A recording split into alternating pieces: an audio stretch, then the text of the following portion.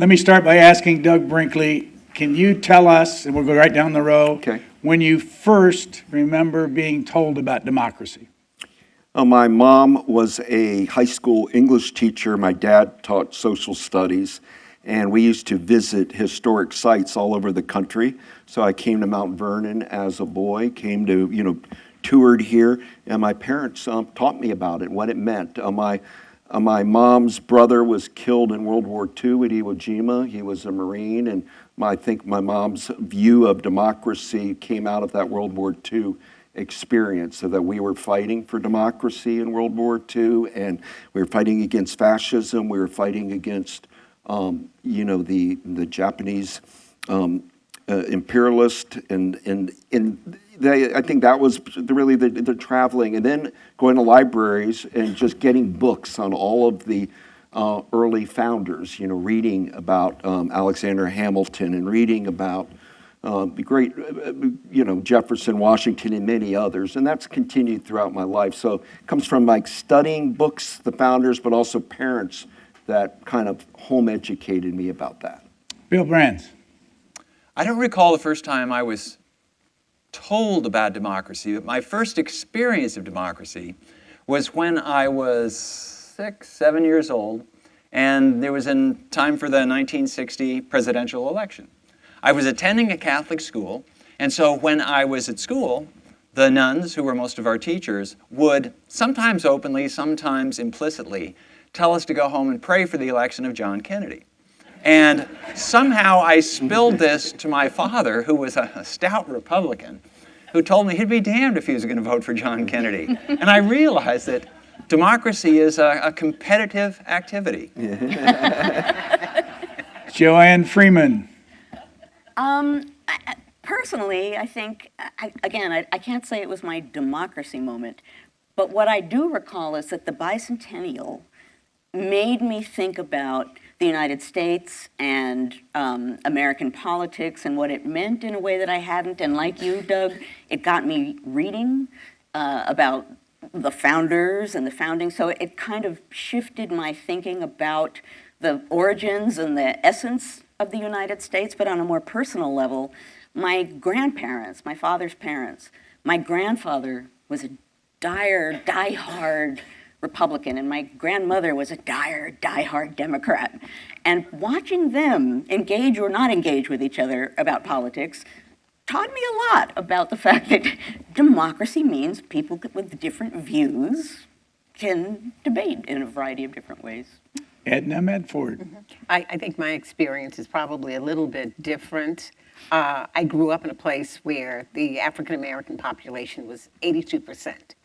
And we had no real ability to control the government in our little county, or anything else for that matter. But my father, believe it or not, was a Republican until the Kennedy campaign, and then he changed at that point. And I remember him saying that he was making the change because he felt that Kennedy would be more likely to do something for Black people in terms of ensuring equal rights for Black people. I really began to study democracy, though, in high school with the teacher whose name I can still remember, although it's been many, many years ago. But her name was Wilnette Carter, and she was my government teacher. And I can still remember those classes. All four of our guests are professors, and they all write books. So let's find out what they're currently writing about. Start with Edna. Okay. I'm co-authoring a book on a man named William Trail, who was born in Montgomery County, Maryland. He was born enslaved in 1784, so at the end of the Revolution. He was taken as a child to Spartanburg, South Carolina. And when he was 30 years old, and near the end of the War of 1812, he freed himself by running away to southeastern Indiana, where he established a little free Black settlement, had 7 sons. 4 of the sons served the Union Army in the Civil War. One of them died in a prisoner of war camp in Danville, Virginia, after the Battle of the Crater. He survived that and died in the camp. Another one died of scurvy in Corpus Christi. third one came back home and committed suicide a couple of years later. The fourth son, though, became a rather prominent local politician. And so he had gone to war to ensure he had been born free because his father had, escaped slavery.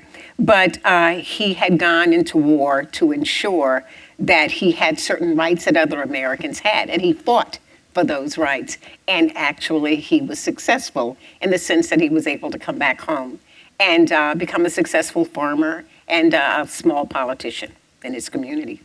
Professor Freeman. I'm working on a book with the working title Hunting for Hamilton. And I have to say, I've been interested in Hamilton and studying Hamilton since before he became trendy, for about 45 years, actually. And I hunted for Hamilton all over the world, Scotland and the Caribbean and any number of other places. But what interests me about this now is the fact that over that time, Americans have thought about their history and about the founding in so many different ways. I want to track over time how Americans have been thinking about the founding period and how that has changed. Obviously, it'll sort of end with the Hamilton moment. But during my travels, I did not know that in the future I would be a historian, but I kept spiral notebooks of every conversation I had. I have bus tickets. I have this amazing chronicle of my hunt. And so in one way or another, I'll be combining, looking at how Americans have grappled with their history in different ways over time and the founding, but also incorporating the simple fact of hunting for history and what that means and how people around the world in other countries have been engaged with American history as well. Bill Brands. I was delighted to receive an invitation to participate in this symposium because my new book, which is officially being released next Tuesday, but is on sale here today, is called Founding Partisans. And it examines the emergence of party politics in the United States in the 1780s and 1790s. And it stars Alexander Hamilton, James Madison, Thomas Jefferson, and George Washington. And it examines this question of how is it that, well, it's not democracy yet, it's a republic, and how do political parties emerge in this country, despite the best hopes and expectations of the founders that this country would be spared partisan politics. We weren't spared. We've had parties and partisanship from the very beginning. Doug Brinkley. Been working on two different projects, one with my presidential historian's hat. I'm tracing the what is executive power, and particularly the birth of the executive order.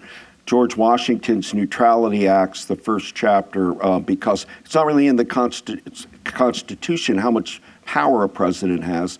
Washington did the Neutrality Act and very little executive orders going on until Lincoln did what some people call Executive Order Number 1, the Emancipation Proclamation.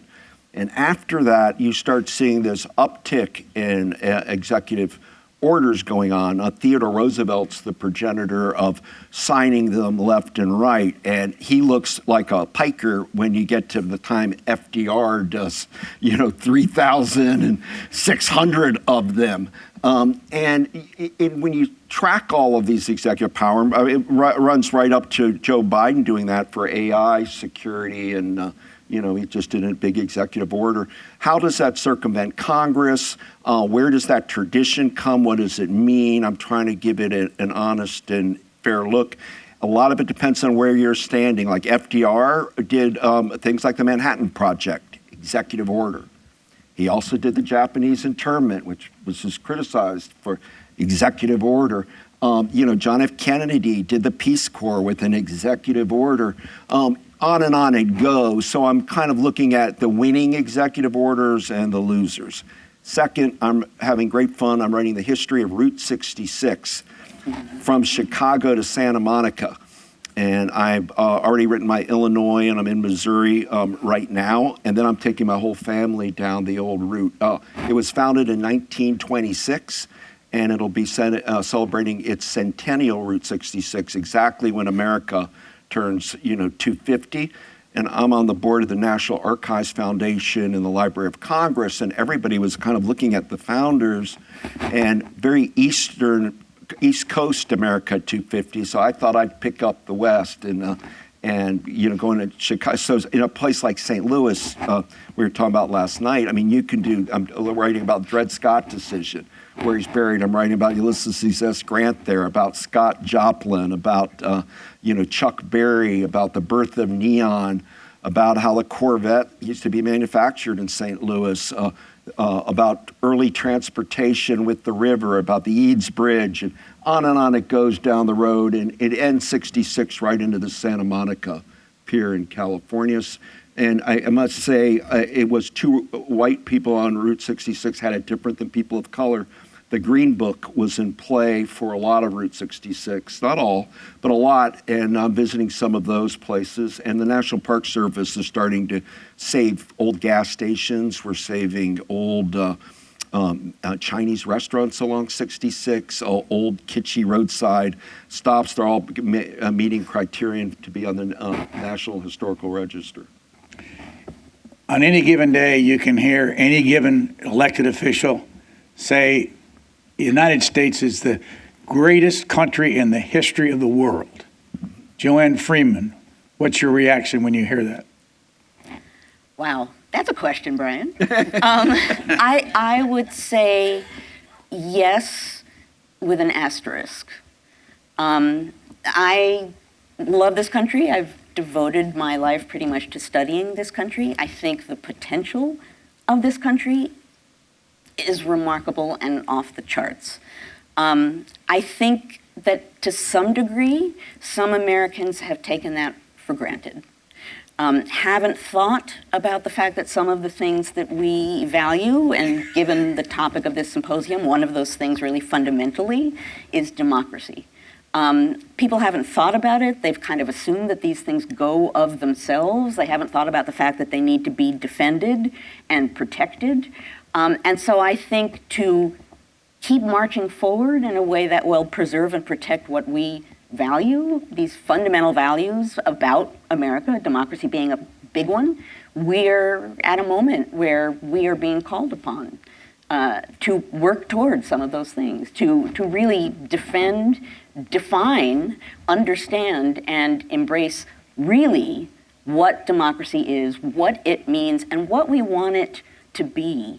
I talk very often about topics related to this in a public venue, and I will often say, we're at this moment of extreme contingency, and as a historian, we think about and talk about contingency all the time. This is a hyper-contingency moment, I think. And to me, what that means is, on the one hand, it's possible that things will get very dark and dire, and we need to be aware of that. On the other hand, it's a moment when change is possible in a positive way. If we are alert and aware to what's going on and really work towards improving things and making things better. So I sort of hate when people only talk about the fact that we're sort of might be sinking. I think it's important to embrace the fact that we can make positive change. And in that sense, in the spirit of your question, Brian, extend what makes this a great country and better this country to be even better than it's been before in some ways in which it's failed. Dr. Medford, is this the greatest country in the history of the world? It has the potential for being the greatest in the history. I think that we need to remember that democracy is an unfolding story. And so at any given moment, we are moving forward and trying to get to that point of perfection, although as Lincoln said, we will never reach perfection, but that doesn't mean that we shouldn't continue in that direction. And in any other moment, we're moving backwards. I think at the moment, we're moving backwards. I think it's a very dangerous position that we're in at the moment, but that doesn't mean that we can't survive it, because we have survived in the past. But we're all going to have to be willing to roll up our sleeves and do the hard work.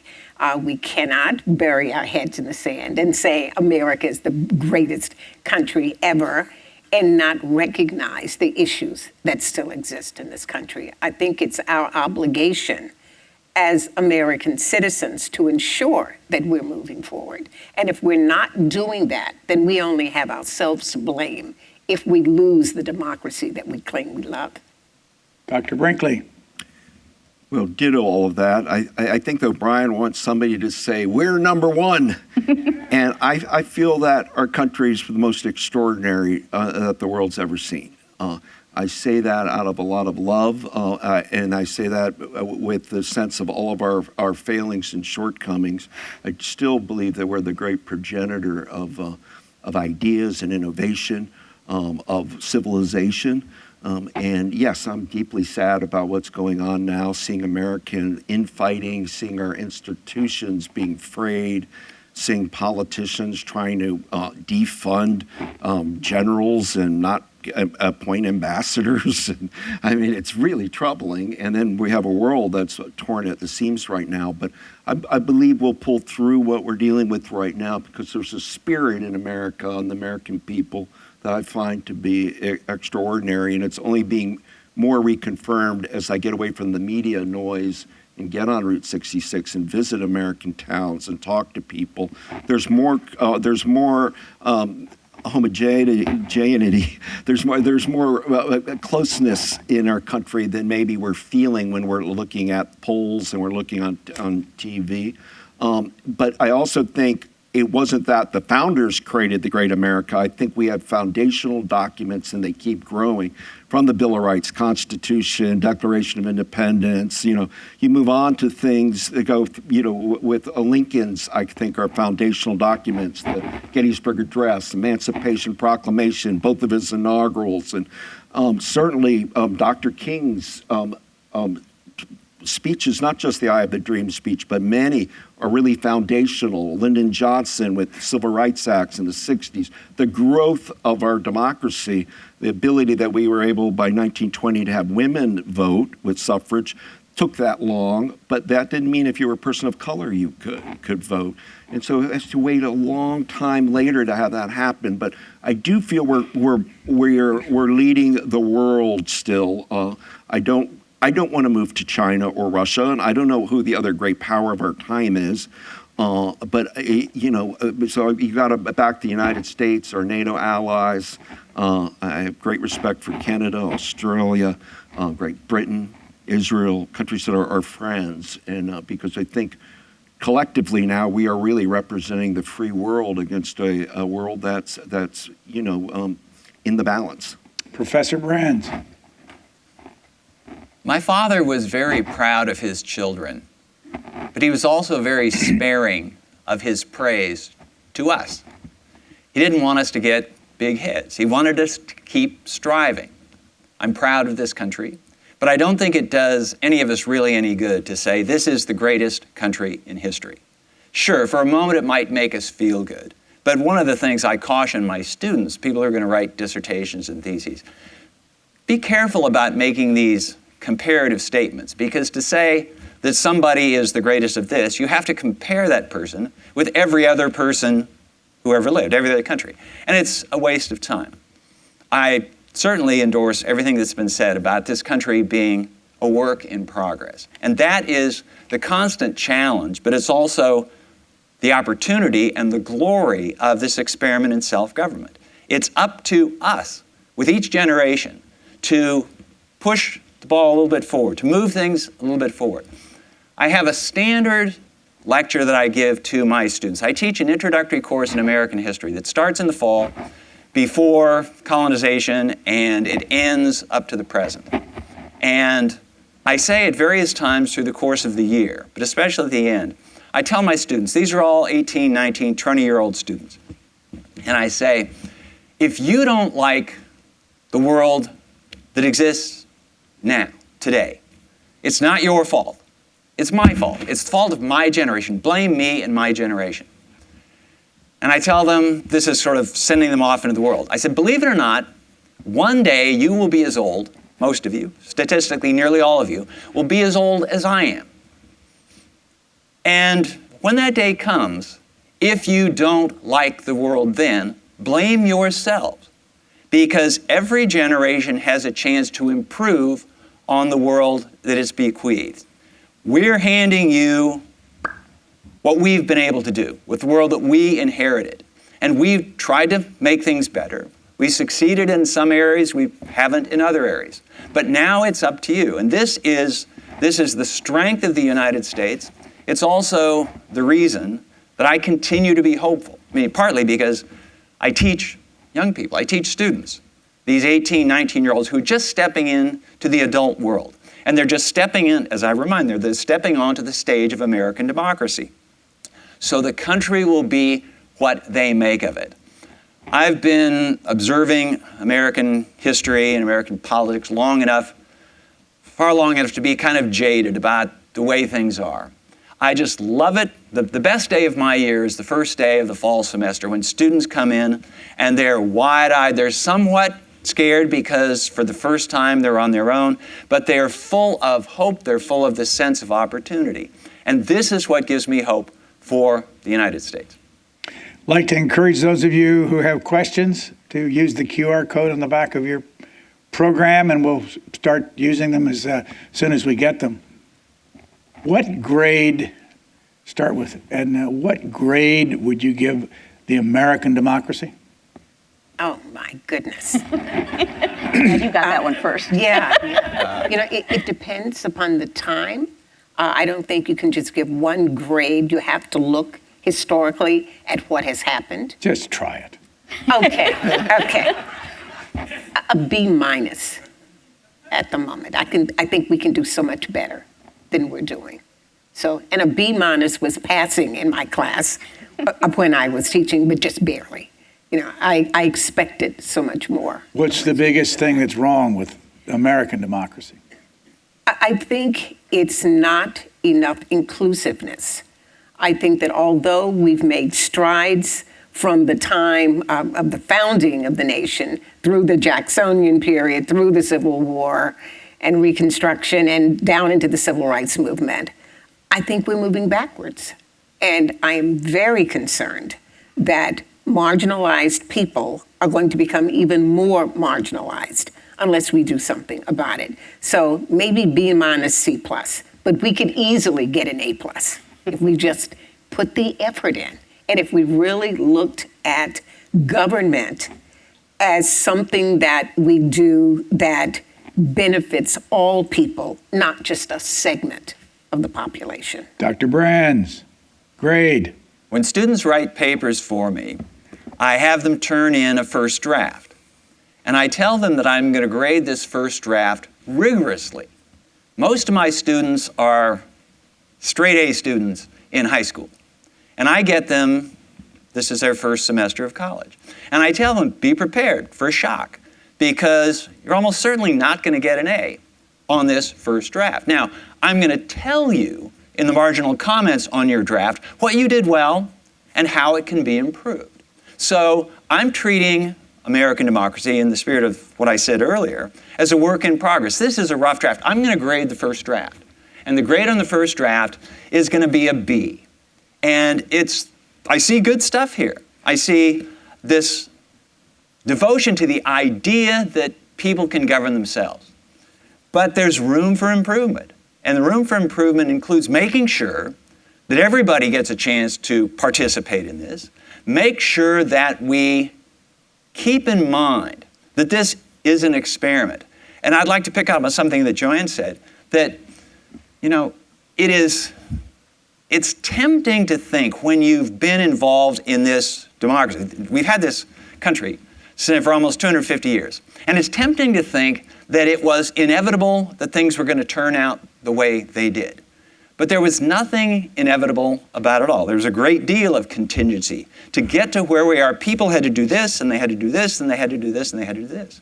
And it's also tempting to think that because we've had these institutions that have lasted a long time, they will last forever. Well, that's not guaranteed at all either.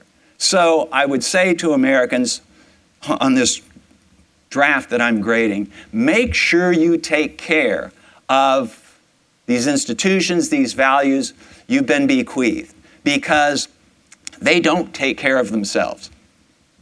Dr. Freeman, your grade. I think I'm gonna go with C plus.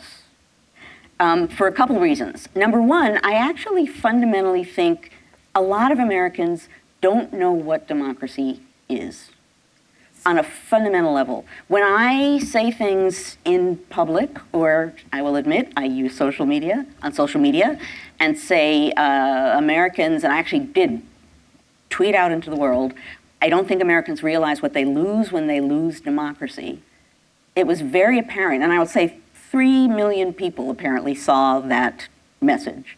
And it was clear that some people understood what I was saying. It was also clear to me that some people really just didn't know what democracy was, didn't know what it meant, and didn't know, indeed, what you lose when you lose democracy, either taking it for granted, just sort of generally knowing democracy is good, or generally saying, well, we don't have it anyway, let's try something different, right? Much of that is alarming. So I would say a C+, but I would say being aware of the fact that I say a C+, being aware, kind of along the lines of what you were just saying, that we, and actually what everyone here has been saying, that we need to improve is part of the heart of what it means to be in a democratic mode of government. It makes me think, there's a wonderful series of letters that John Adams wrote in his old age.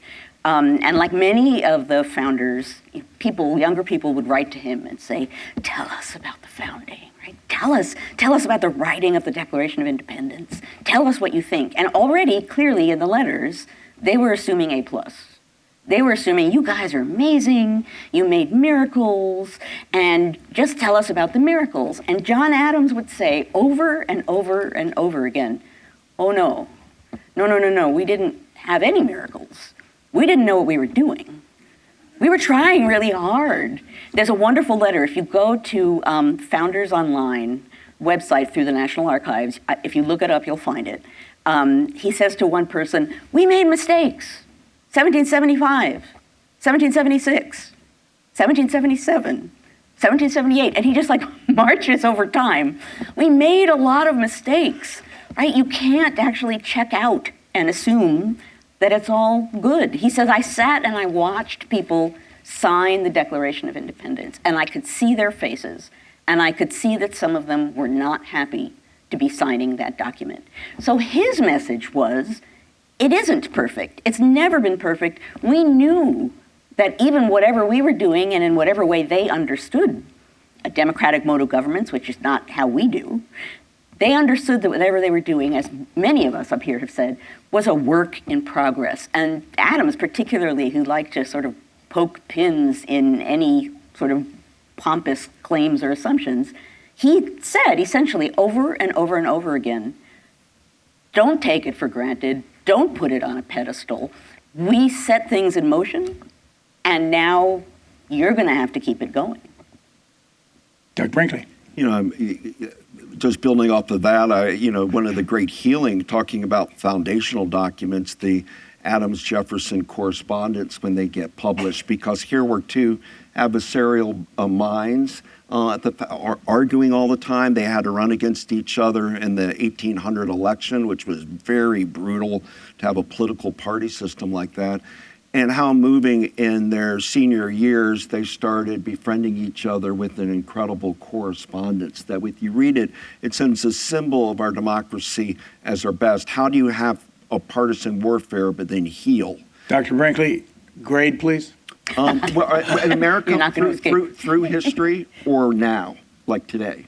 Like what's Just overall, how would you grade our democracy today? our democracy today? Today. I'd have to give it a lower grade than I like. I would say B-. I think we're sniping at each other in a way that we've got to stop. We're not working in tandem, and I've worried since the advent of Trump that he has worked to help. He's a divide and conquer kind of person, and I like people that try to unite our country. But listen to this just for a second. We have a state of California that have 39 million people. They have 2 votes in the Senate. We have a state of Wyoming and many others. Wyoming has 600 and some thousand, 2 votes in the Senate. The only federal official in this country that has to be elected by the public is a member of the House of Representatives. The president, the vice president, and the Senate can all be appointed or voted on by another institution. How can you call that a democracy? Me? Any of you? Yeah, jump in. I'll be brief. I'll just say that, look, everybody would love, I believe we have to stick with the Electoral College system right now. But I'd love to see us not. But at the time being, there's no way you're going to be able to change things with the way the Congress and the Senate is, number one. I'm more concerned about statehood issues for D.C. and for Puerto Rico, where people are being disfranchised than that. If you only did one person, one vote, and I'm running for president, I will offer Los Angeles and New York everything under the sun. I would pour my campaign into population centers and offer the infrastructure there. I think the thought of making sure that small and particularly agricultural states have representation holds up. I mean, if you look at 2000, we couldn't even do a recount in one state of Florida. Now we're going to start doing a recount, of the popular vote when it gets close. If our technology can catch up, if we can do ways to make sure we streamline voting down the line, I'd love to see it, but I don't think it's realistic. And I know a lot of young people feel that we're not a democracy because of our electoral college system. I sympathize with them, but I do not think we can get rid of the electoral college system. I have a more sort of basic way in which I think of democracy and how we ought to be able to call ourselves a democracy. And indeed, if you think about what democracy is, voting rights, free and fair elections is a big part of it. I think citizens being aware of the rights that they have as citizens is a big part of it. But I think a fundamental part of it is accountability. And the fact that we have the power to give power, put people in office, give them power, and that they are responsible to us for how they use that power. They are accountable to us. And I think so often, particularly nowadays, in so many ways, partly among the political crowd, partly in a broader sense, this idea that people are accountable for what they do in a broad sense to the nation, to us.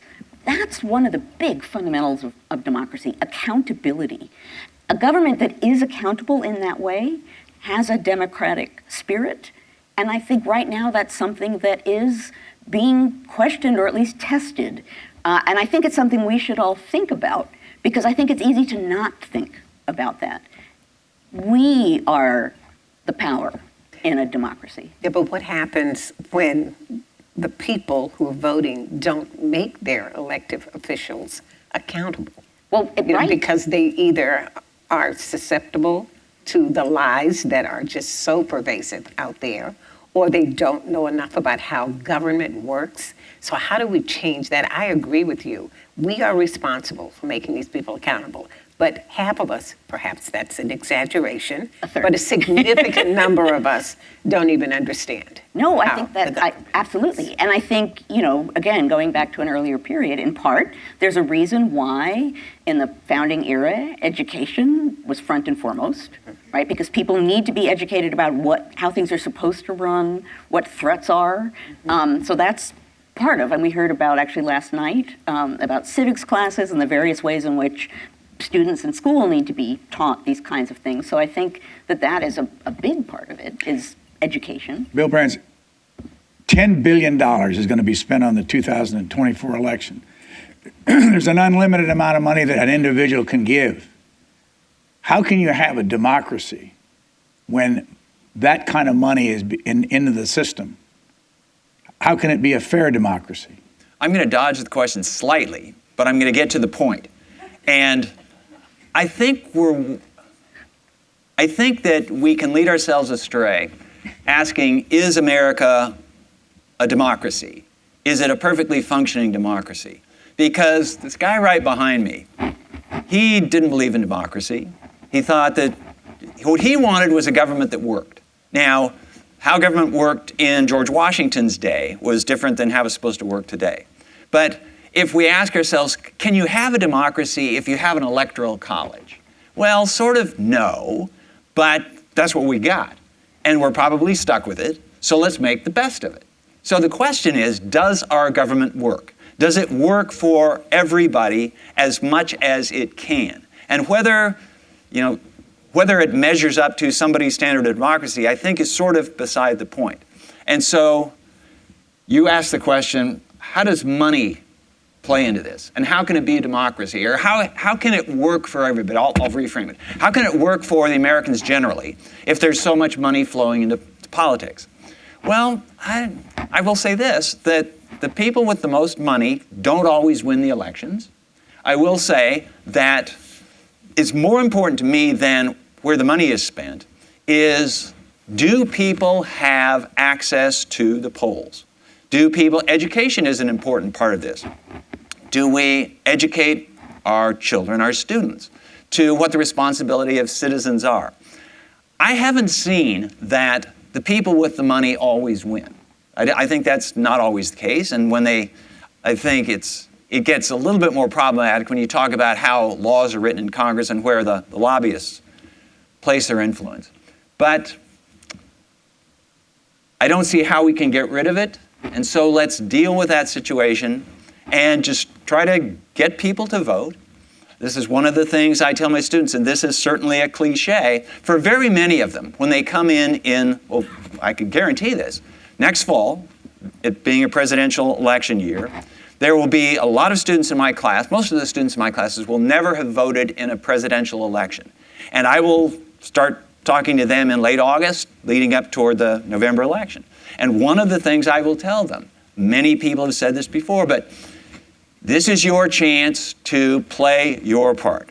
I live in Texas, and as far as anybody can tell, Texas is going to be a strongly Republican state in 2024, just as it has been for the last 20 years.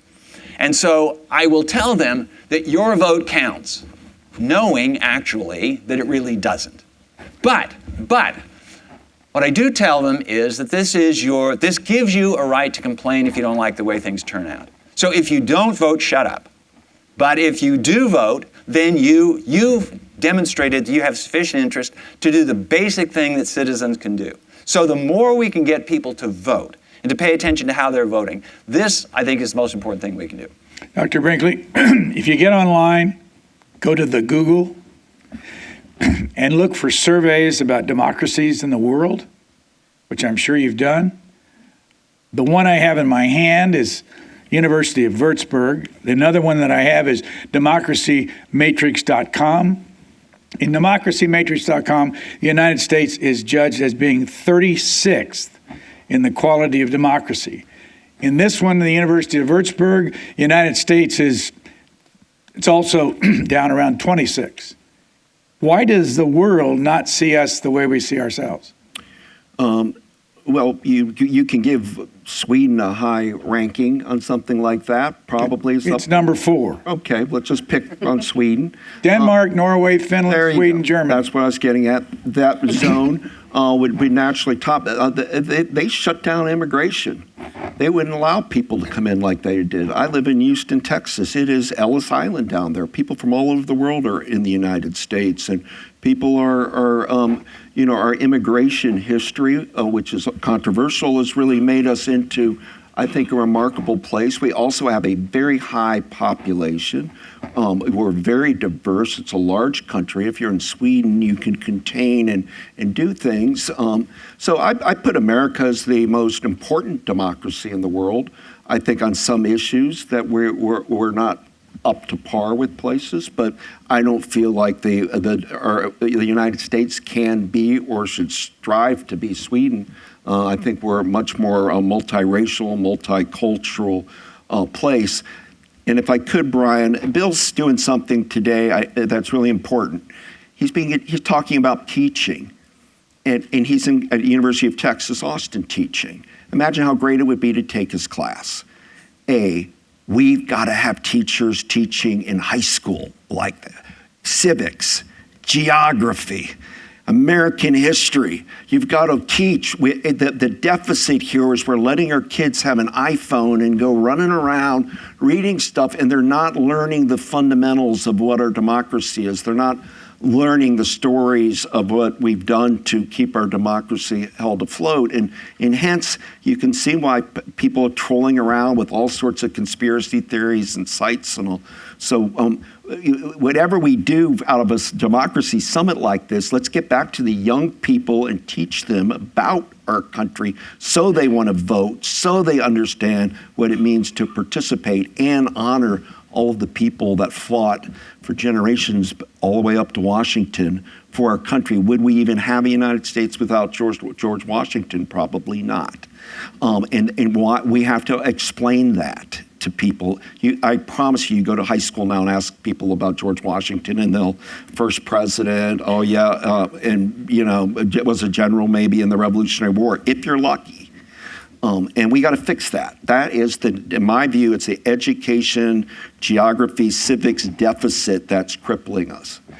Doug Bradburn and Julie Almasy have created an extensive survey of the American people. It's available to anybody listening or watching this by getting on the Mount Vernon site and talking about this conference.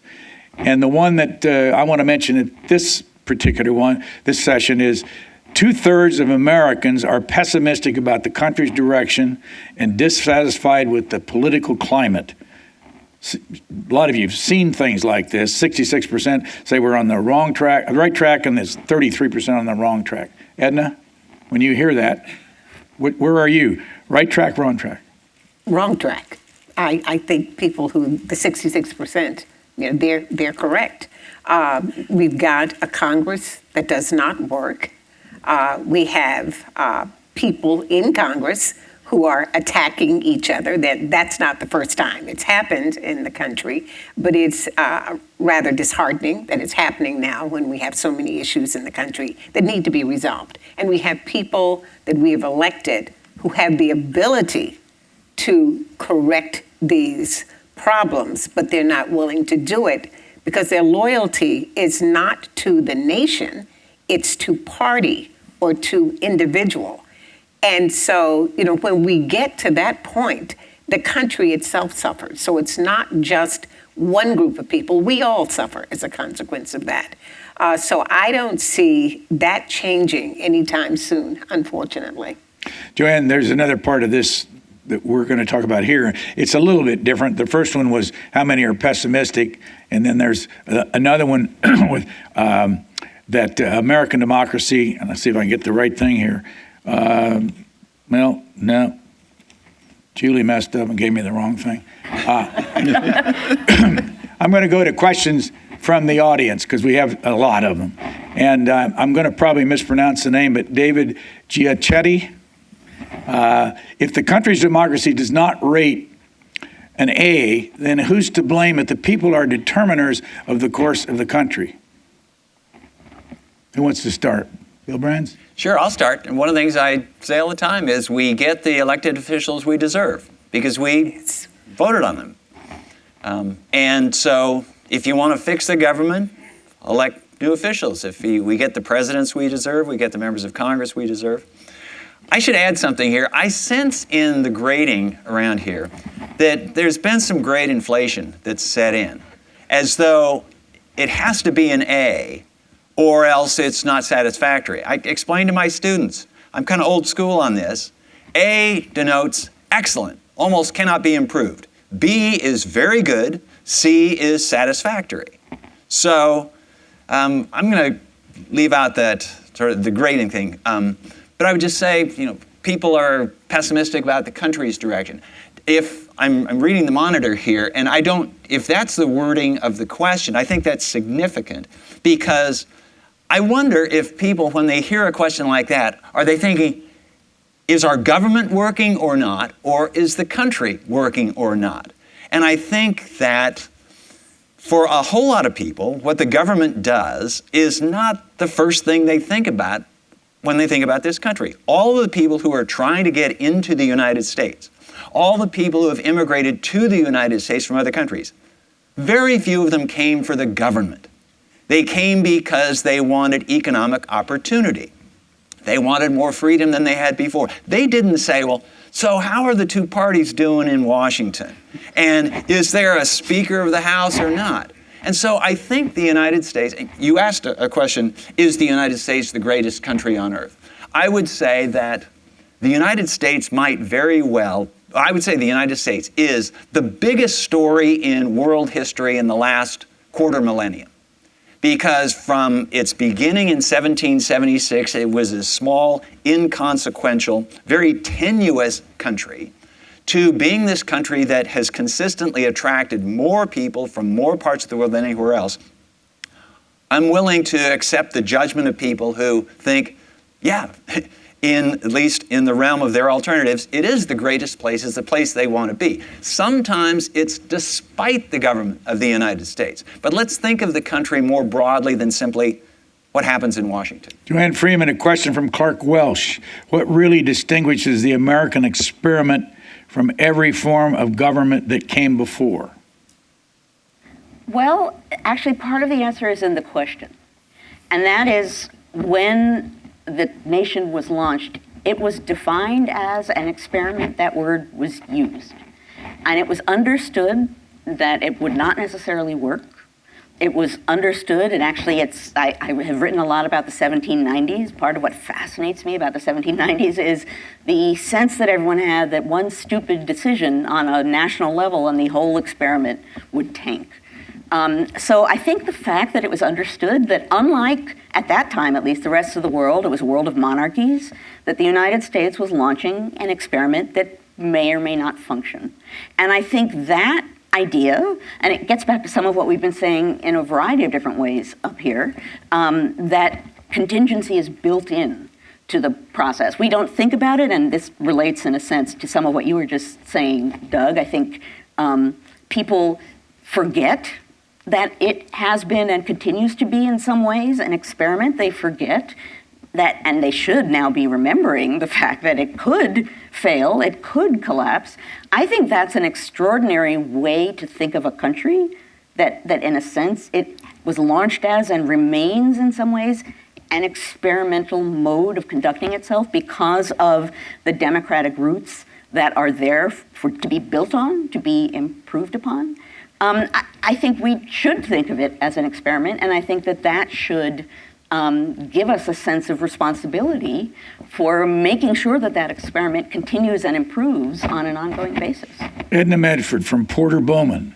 If you could wave a magic wand, what is the first change you would make to the political system as it operates today? Oh, my goodness. Maybe just get rid of all the political figures and start over. Because I think it's such a mess at the moment. But then the problem would be, who do we replace those people with? And I don't know that anyone who replaces them will be any better than what we have at the moment. I think we, as the people who are supposed to be making the decisions, ultimately have to change our way of thinking. And until that happens, we're going to have mediocre politicians running our lives, just doing whatever is in their best interest, not what's in the best interest of the country. We are going to have to stand up collectively and say, you can't do this. This is not what we want. Because what we have in Congress at the moment is politicians who've decided that they want things a certain way in the country, and the people be damned.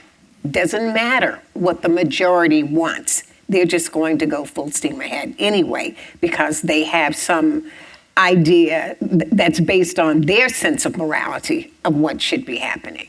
And I think until we determine that those people have to go and that we are more inclusive in our attitudes, I don't think anything's going to change. Thank you for setting me up for a quote from Alexis de Tocqueville.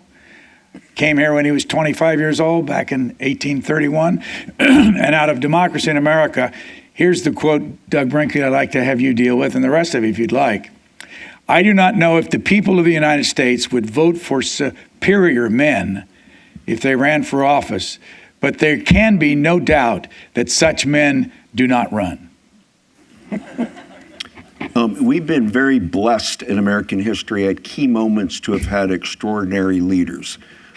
Washington and the outset of our country, Lincoln in the Civil War, FDR in World War II are always the top three. Theodore Roosevelt beginning the 20th century, Harry Truman at the right time after World War II.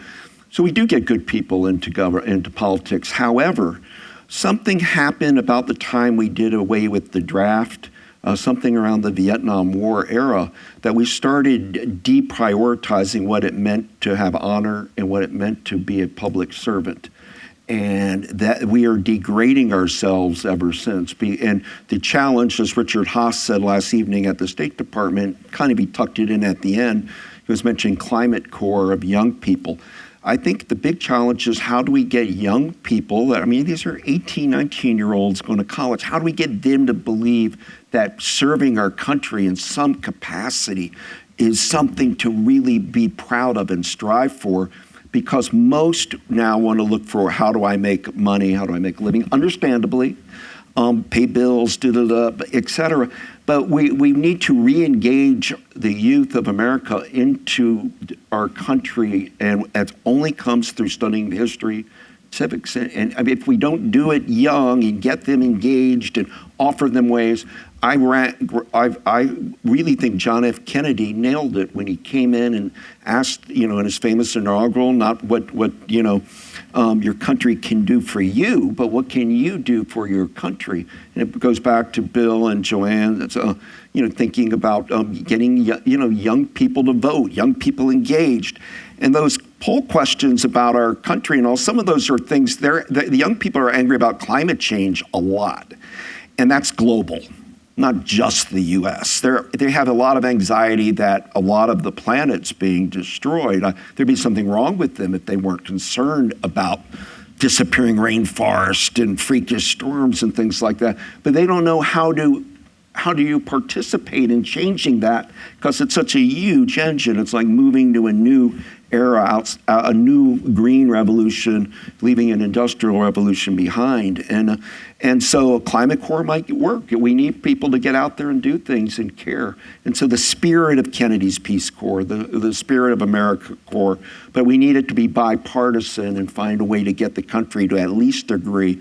We've got to start teaching the fundamentals and get young people re-engaged in our country.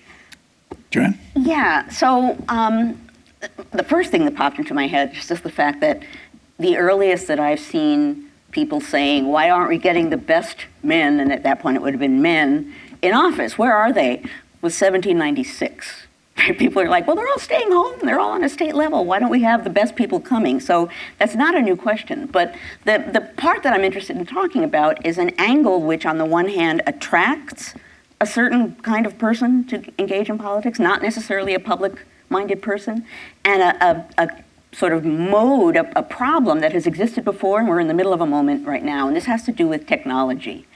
In the period that I've written about, the telegraph fundamentally changed politics. It used to be, or at least according to politicians at the time, it used to be that they could go to Congress, they could do what they needed to do, there was wiggle room so that people didn't immediately know what they were saying or doing, and then the telegraph came along, and everyone within, at that point, it would have been 45 minutes, knew what was happening in Congress. And you could see, when you study Congress in this period, you can see members of Congress stunned by that fact. There's an incident in 1850 in which a senator pulls a gun on another senator.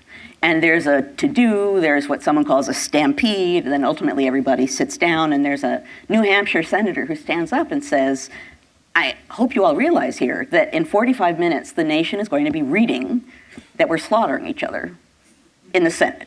And you can feel in the Senate the sort of realization that technology has changed the conversation of democracy. That technology, if you think about democracy as being a conversation between people with power and the people who've given them that power, any technology that changes that conversation changes democracy. So now get us back to the present and social media. We have that same issue which is a form of technology that has scrambled everything. We had a tweeting president, and it sort of continued on in that vein. We have many people in Congress who are playing to the media more than anything else, and the media gives them a nanosecond. They're around the world. That complicates democracy by definition, the conversation of democracy. So I don't have an answer to this, but I think it's a part of the moment that we're in, is that we haven't reckoned with the ways in which technology fundamentally are eroding aspects of democracy. And it's sort of happening, we're sort of in a wild west of technology as far as social media is concerned. Bill Brands, from the audience, Andrea Cochran, Tracy, excuse me, I apologize. How would you go about educating the American public about understanding democracy? I would have them read history books about the emergence of American democracy, how this came into being. What de Tocqueville called democracy in the 1830s is not what democracy became in the 1860s and the 1920s and the 1960s and today. I think it would give people an appreciation of what has been accomplished by generations that came before, and implicitly then what we can accomplish too. There is, among many of my students, among young people, an impatience with the past, a sense that you guys back in the past, they just didn't know how to do it. There's a tendency for every generation to measure people in the past, events in the past, against present day standards. And the past always comes off looking badly. But to see how it developed over time, I think, would put the present generation in a sense that you're part of this ongoing experiment. And that the challenges that previous generations had to deal with and overcame, sometimes with great cost, with great pain, well, they did it. They accomplished this. And whatever challenges we face today, we can surmount those challenges as long as we realize that, okay, we've been handed this wonderful gift, this gift of 250 years of not democracy, but of self-government, and we can carry it forward. What we've been given, we should bequeath to our children and our grandchildren a little bit better than it was handed to us. And if we think in those terms, make it a little bit better. Don't expect that it's ever going to be perfect. People will always be complaining. One of the lessons of American history is that people always thought democracy or whatever form of government they had was terrible, and that there were the bad rascals got elected, and will this experiment collapse tomorrow? Will it go on? So we've managed to stagger through 25 decades of this, and there's every reason to hope that we'll continue to stagger through another 25 decades. But we're never going to feel great about it because there's always work to be done. Doug Brightburn has a question. Is voting more important than serving, Edna? And he continues, what are the responsibilities of citizens that are critical to the strengthening of our democracy? Mm-hmm. Well, voting certainly, to me, is number one, because you can't really help to determine what the country is going to be unless you're getting out there and voting. Service is critical as well, but it doesn't necessarily mean service in the armed forces or service in a governmental capacity. I think teachers serve. Every day they're in the classroom, they're serving because they're teaching the next generation of people who are going to be voting and who are going to be doing those things that will make democracy stronger. So I don't think that you could exclude one, and say, well, service is more important than voting, or voting is more important than service. You have to do both. I'm going to read you a couple of quotes. This one from Joe Biden. We know how damaged our institutions of democracy, our judiciary, the legislature, the executive, have become in the eyes of the American people, even the world, from attacks within the past few years. We should all remember democracies don't have to die at the end of a rifle. They can die when people are silent, when they fail to stand up or condemn threats to democracy. Joe Biden. Then the next one, if I can find it here, is from Donald Trump. Former President Trump said, this is from the Hill publication, in a new interview that he doesn't believe the United States has much of a democracy right now. Trump said he believes democracy is the most effective form of government, but it has to be a democracy that's fair. I don't consider us to have much of a democracy right now. Well, the Washington Post has put on its front, democracy dies in darkness. What is the darkness that they're talking about? It's the fact that we are stewing in misinformation. We can't tell you enough what this does. With Bill was talking about students. They don't want to read a big history book. You want to know about George Washington, Valley Forge? Here, I got it right here on Wikipedia. It's not a critical thinking. Today's stories, the humanities are getting slashed at universities. They're not giving faculty tenure. They're cutting it, and everything's going into the STEM world. And so we're denigrating the understanding of what our democracy is. I agree with the problems of democracy right now, but I think the threat is within, but the answer can only be through enlightenment. And enlightenment means fact-based evidence like we have had before. In 1960, scientists were Time Magazine's Collective People of the Year. When we had a feud about something then, people would say, here's the scientific community, and they issue a report, and people cohered around it. Now people are buying the scientist. It's gone. And do not underestimate how this is being infiltrated. Russia, China, Iran, rogue actors are getting sites on that kids are looking at, young people are looking at, adults are looking at. The amount of people that believe in conspiracy garbage is staggering. And so It gets us back to technology. It gets back to technology, like Joanne said. And I think I'll end with this. Walter Cronkite, I wrote his biography, and before he died, he had one big concern of our country. And, it stuck with me. And he said, whatever you do, and he knew he was going soon. He was starting to get a dementia, and he was passing this on to me. He said that you've got to teach in middle school or freshman high school how to use this. You just can't bring technology. Here's the word, without directing what's a hate site, what's a racist site, what's an anti-Semitic site, if you don't know, you're just getting what seems to be popping up or what seems hot, and it allows demagogues and bad faith actors to have a predominance in our democracy, which they wouldn't if we would train people how to make sure things are fact-checked. And this is just a misinformation world out there right now.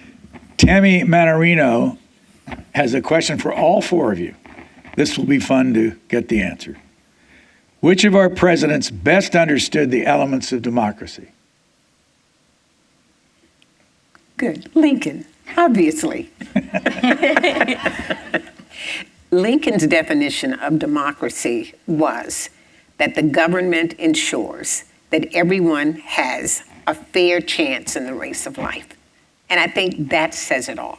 And the reason why he was so anti-slavery was because people who were enslaved did not have a fair chance. They could not elevate themselves. And so if you get rid of slavery, you strengthen democracy and you strengthen the nation. And so I think he had the best definition of democracy that I've heard. Bill Brands. That's a tough one because the democracy is a moving target. And I agree with Edna that Lincoln had this understanding of democracy, but of course in Lincoln's day, black people couldn't vote and women couldn't vote, and that would be utterly unacceptable by the middle or the end of the 20th century. So, I don't know if I have an answer to that, the single best one. Sort of a simplistic answer would be the president we've got right now. And I'm not saying just because he's Joe Biden, but because our understanding of what democracy should be has changed over time. And I think it's become more inclusive. So I think it improves in that regard. I think that, yeah, I'll leave it there. With Joe Joanne Biden. Wheeler. Joanne. It is a hard question because basically, and particularly given that I'm a pre-Civil War historian, if you're talking about presidents who were around when slavery existed, it's very hard to say that these were people who understood democracy. But I promise you, I'm not pandering to this crowd, but there was one way in which George Washington, as president, fundamentally had to understand something, or certainly did understand something in a way that mattered. And that is simply the fact that he knew he was first, and that the rest of the world was a monarchy in one way or another. He understood that what he did with power and how he displayed power, and basic things like how would he walk in the street or would he always ride in a carriage? On a very fundamental level, he worked really hard at trying to appear to be a president and not a king. Now, that's not necessarily explicitly democracy, but again and again and again, he did what he did so well as a leader, which is show that he didn't have absolute power, show that he, in some ways, was not maybe kowtowing, but bowing down to the people. When he first became president, apparently, if you have not yet exposed yourself to Senator William McClay's diary, Pennsylvania senator in the first Congress, and the Library of Congress has a version of it that's online. William McClay kept a diary of almost his entire time being in the Senate, and he tells this anecdote about how at the very beginning the government first started meeting, George Washington got on his horse and went to every congressional boarding house, got off the horse, bowed down to members of Congress, got back on the horse, and rode off to the next one. He was showing his respect for the people. And poor McClay was like, what was that? Like, what, what a strange thing. But I think his awareness that that sort of thing mattered, you know, every day at 3 o'clock in the afternoon, he would take a walk around Philadelphia. Apparently, he would stop, he would look up at a clock on a steeple, he would set his watch and would walk back home, and he got fan mail for the walks because he was in the street like anybody else. And that is why he did it. So for all that he didn't understand or want to understand or live that was about democracy, he did understand that as a leader, he was not absolute and that his power didn't come from him. And I think that's a pretty fundamental thing to bear in mind if you're thinking about democracy. Joanne is our best historian in the United States for understanding the founding fathers, as they used to be called, the founders, because she knows the detail, like you just heard. She knows, I just love what she does and knows. And just to add on with Washington, that ability to not run a third term, to step down and say, if we're going to have a democracy, I have to step down and you know, we're going to and not cling to power. But my choice is very clear to me, and it's Franklin D. Roosevelt. And it's Franklin and Eleanor Roosevelt because they had the clearest understanding of democracy as a reality, but more importantly, as something aspirational. You think about FDR's For Freedom speech when he's saying freedom from fear everywhere in the world, freedom from hunger everywhere in the world. That's what democracy stands for, not beating Germany, not beating Japan. You know, where it's for freedom from fear, freedom from want, freedom from hunger, freedom of speech. And that For Freedom speech and the thinking of Franklin Roosevelt, they didn't believe, Franklin and Eleanor back then, that we were going to cure world hunger. But you fight for that. You have freedom of speech everywhere. We're not going to be able to own the world and force freedom of speech, but we promote it and we're a beacon of light about it. And the Four Freedoms gave our soldiers in World War II, our soldiers of democracy, something to be fighting for, not against. And I find the presidents that express the optimism of our country, that make people feel good about our American traditions, tend to do well in history, meaning Washington and Lincoln and Theodore Roosevelt and FDR and Kennedy and Reagan, you know, because you're not going to motivate people by constant how messed up things are.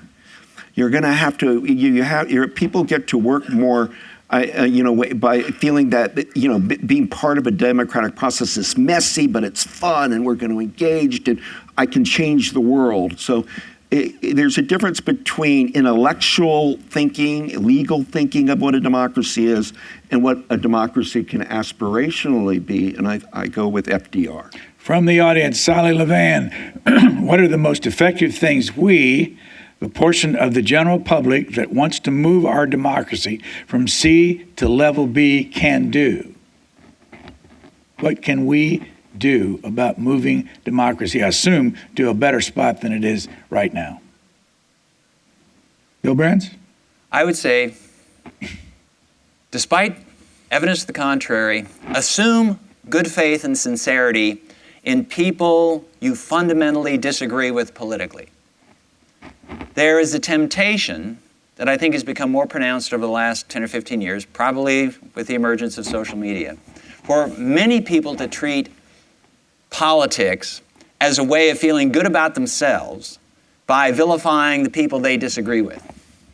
And that is a recipe for political engagement of a sort, but it's not a recipe for actually solving problems, because the problems become more attractive than the solutions. Acknowledge that you do not have all the answers. Acknowledge that people that you disagree with have as much right to their opinion as you to yours. And that the essence of democracy is to come up with the best common ground you can find between these opposing positions.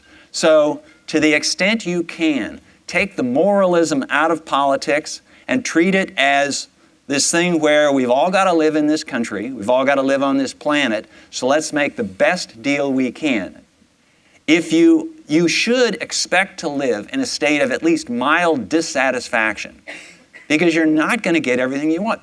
One of the reasons that our politics is stuck in this gridlocked situation, it really isn't an institutional thing. It's the fact that Americans are pretty balanced on both sides of fundamental issues. And there's an obvious reason for this. When there's general agreement, we've solved those problems. Now, those problems were a big issue in times past. Should women vote? Well, in 1900, this was an issue that split the country pretty much down the middle. But nobody's saying we ought to take the vote away from women. So we have these contentious problems at any moment in history. But the reason they're contentious is precisely because we can't agree. And in fact, if you have a democracy, then you probably ought to be stuck until you can get past that. But the only way to get past it is to assume that the people you disagree with have as much right to their opinions as you have to yours, and then make the best of that. Adrian, from the audience, Adrian J., what is the issue that will improve our democracy? If we are a work in progress, what's the right balance between our growth versus helping other nations? Doug? I think right now we have to focus on our country. We're all over the world, as we should be, doing things, but we do have a crisis here at home. And as Bill was saying, Joanne wrote a book years ago about a pre-Civil War where people in Capitol Hill were caning each other, right, and beating each other. And I mean, the point of history is to remind us that our own times aren't uniquely oppressive.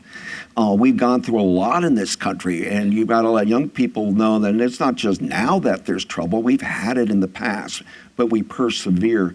And so I feel that it's getting to people to believe in the United States again. So many people are afraid to talk about their love of country. They feel that they're embarrassed by America, and part of being a participatory democracy isn't just voting. It's caring all the time and finding things. And Bill's talking about students. I always tell students, are you joining something? Get involved. Join a society. Be part of what's going on, not just back complaining. So the carping about how bad things are, woe is meism, meets misinformation on your on the social media world, and we're in a tangle, and we're going to have to figure it out. Anything in the world that changes is through education. I'm proud of what we're doing in STEM. I'm proud of our technological sector, our research and development, computers, everything. But we are woefully throwing away history as a serious pursuit in civic engagement. And if we do not reclaim those, you're going to have a lot of people making money and people not caring about much about politics except to laugh about what doofuses who's running is. And I go back to Theodore Roosevelt's In the Arena speech. It's easy to sit on the sidelines and mock everybody. Oh, what idiots in Washington. I don't like the state. Everybody in Capitol Hill's a fool. Drain the swamp and all of this. And Roosevelt talked about being in the arena and having the dust and the sweat and fighting for your country. And caring about your democracy enough that you're going to, become a new leader in democratic principles, democratic thinking. We have no choice but to remain hopeful. You start stripping hope away from people and telling them it's all doom and gloom, and then expect people to get motivated. It's really hard. May I? Certainly. Yeah, if we are the exceptional nation that we claim to be, I think we can do two things at once. So we can deal with the issues here at home and help people abroad as well. Because if we don't stay engaged with what's happening abroad, we're going to have even greater problems here. Because while we're trying to solve our own problems, there are other bad actors out there that are taking over the rest of the world. Yeah. They have so much influence. And so we can't let that chance pass that we have to help people abroad. It's going to be tough, but we should be able to do it. We are in the world. Yes, and it's too late to get out now. Well, and if anything, that's true. If anything showed that more dramatically than anything else, it's the pandemic. Oh, yeah. Pandemics don't see national boundaries. Right? So the world, in a sense, was created in a really obvious way simply by watching that spread around the globe. We are in the world. Bill Brandt's Nadine Bradburn. I have a suspicion that she's related to Doug Bradburn. How do we elect better officials if the greatest leaders today won't run for office for various reasons? I take issue with the premise of the question and go back to Tocqueville, who says that the superior people won't get elected. I think that misunderstands what the demands are on leaders in a democracy. And here, I'll go back to Doug's favorite and one of mine, Theodore Roosevelt, who appalled his family and friends when he announced he was going into politics. And they said, "What are you going into politics?" This was in the days of Tammany Hall in New York. "Why are you going into politics?" He says, "Because I want to be part of the governing class." And it's one thing to say the superior people, there's a very French thing for Tocqueville to say, but he was coming from an aristocratic regime. And the people with education, the people with connections. But that's not what democracy is about. The democracy is about the people as they are. And so it is a really difficult thing to be, an effective leader in a democracy. Because, you have to be smart. You have to have experience, you have to have intuition, but you really have to have a common touch. And you have to be able to convey your vision to ordinary people. You have to motivate ordinary people. I would say that in some ways, the cure for our problems is that charismatic leader who has appeared in American history time and again, who nobody was expecting. When Franklin Roosevelt was elected president, very few people had high hopes for Franklin Roosevelt. Walter Lippmann famously said, "He's a nice man who wants to be president of the United States." But he proved to have a set of skills, and these are not simply intellectual skills, they're not simply political skills, but these are personal skills. And we will find, I hope, it's happened in the past, we will find someone will come along who will be able to summon what Lincoln called the better angels of our nature. I hope it doesn't take a civil war. It is true that the greatest crises in American history are the ones that have brought out sort of the greatest presidents. I have to weigh in on the charisma factor, though. Please. And now I'm speaking as an early American historian. The thing that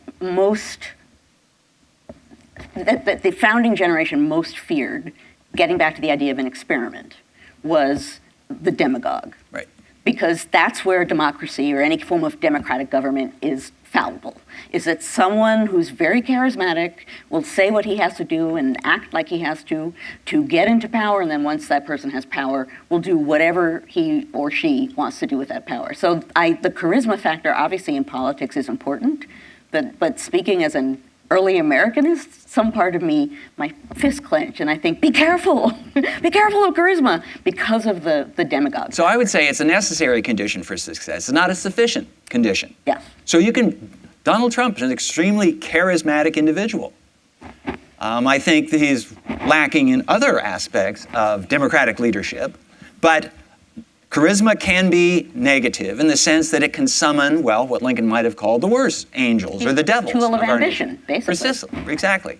But, I mean, Franklin Roosevelt, to say something like, we have nothing to fear but fear itself. And it's patently wrong. It was objectively inaccurate, but nonetheless, it captured a particular moment, and it inspired people. Franklin Roosevelt's policies, his leadership, did not cure the Depression, but it it certainly allayed the despair that people felt during the 1930s. And the country remained in depression for years afterwards, but Americans for the first time began to believe that somebody in Washington, the government in Washington, cared for them. And so it made him this figure that people would respond to in a positive way. So, yes, I agree that the personal attraction that we call charisma can work in either direction. Very little time left, but I want to ask you about something that has nothing to do per se with democracy. There's a lot of anger in the United States. Doug Brinkley is a professor at Rice. Bill Brand's at the University of Texas. Joanne Freeman at Yale. Howard University specialist in history, Edna Medford. And the National Communications Association has done a survey. And there are a lot of people that don't like you for political reasons. The survey determined they studied 40 different universities, all tenure-track professors. One Republican to 33.5 Democrats teaching in colleges. In the law schools, it's 1 to 8.6, one Republican to 8.6 Democrats. Here's another statistic. 60% of communication and history schools that they studied employ no registered Republicans. What do you say to that for people that are looking and listening and saying, I don't trust you guys. You're all on one side. Bill Brand. Speaking for somebody who lives in Texas, I don't trust that statistic.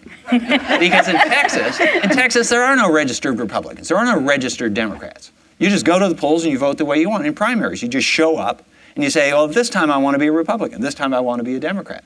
So I would really be interested to know how they determined the party affiliation of the people that they polled. I mean, maybe they asked them, and maybe there was self-identification. But I'm a little bit skeptical. Edna Medford? I don't know why they have that attitude, except that professors do tend to be liberal. At least that's been my experience, and it may be because I was at a university for 35 years where there were a lot of liberal professors. I think we tend to be more liberal because of what we study. And I think that we're so into critical thinking. I find myself, I have a certain direction that I go in, but I find myself from time to time looking at stations, TV stations, cable news networks that disagree with my point of view.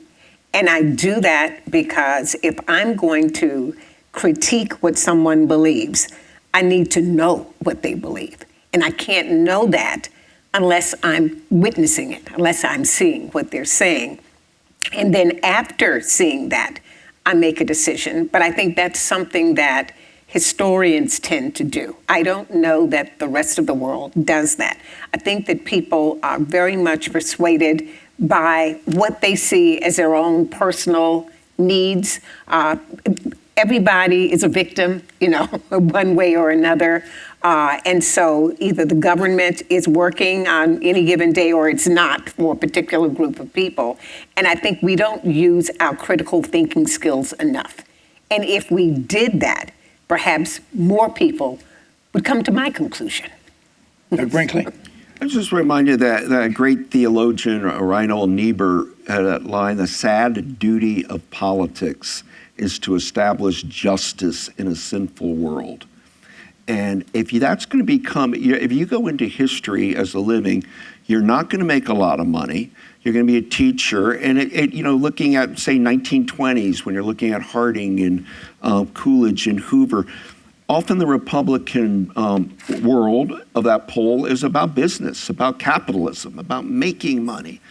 And historians by nature have to really look deep at things. Many companies don't allow scholars into their archives. Ford Motor let me into theirs, and I wrote the history of the whole company, and I was grateful for Ford, and they're sponsoring this today. So I think there's sometimes, like if you got the normal person thing about history just says these things about Lincoln, and it sounds good. The better angels, and here's the Lincoln's greatest hits. You dig deep. I'm on Route 66 in Springfield, Illinois, blocks from where Lincoln's house is in 1908. The city of Springfield, Lincoln's house, burned all black people's house, lynched them. You want to see a race riot? You don't have to talk about the Tulsa of 1920. Look at 1908 Springfield at the block where Lincoln's from. And then it's not very well known. The NAACP was born out of that event, but it's our job to talk about that.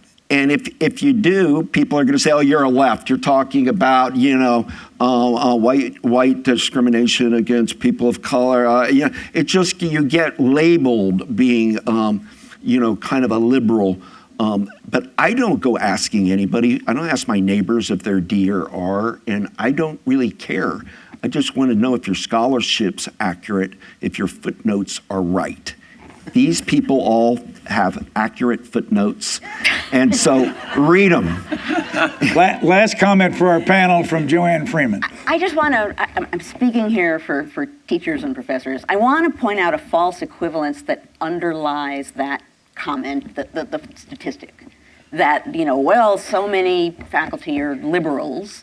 There is an assumption among many that teaching is indoctrinating.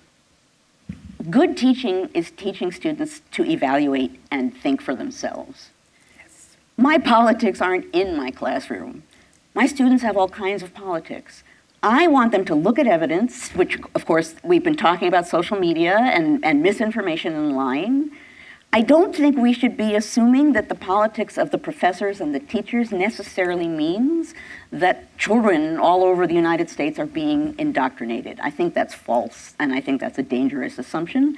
I think that good teaching is teaching to think and explore and question and ask and disagree and engage in the kinds of conversations we've all been encouraging, that, talking to people who disagree, looking at other TV channels and seeing what people who disagree with you think. That's what good teaching is. And if people, I think, focused on that, they would be less interested in trying to figure out the specific politics of the people who are doing the teaching. Audience, thank you for your great questions. Thank you, Mount Vernon, for this session. And thank you, Doug Brinkley, Bill Brands, Joanne Freeman, and Edna Medford.